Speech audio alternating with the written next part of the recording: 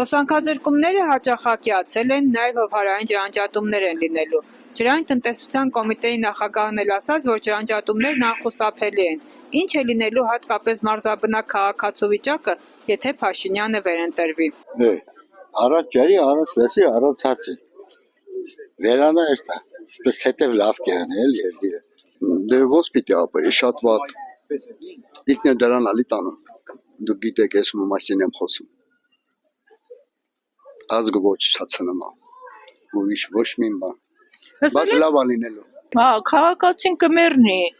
ոնց ապրի, հետ հնարավոր չէ։ Էլ Նիկոլ Փաշինյանին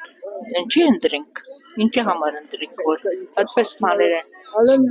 որոշում։ Հարստական մարդկանց կսաբան են, ով ապրավ, ով չէ։ Պետք է Փաշինյանին հարցնել, չնայած չեմ ուզում ազգանունով դիմեմ։ Պետք է իրենց հարցնել։ Ապրել են, իսկ հիմա վախեցնելով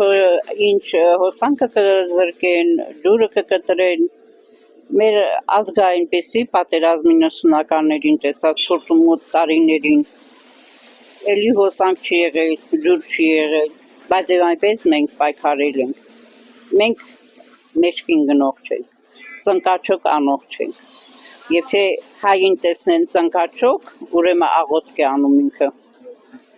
եւ ոչ թե խաղաղություն մուրում։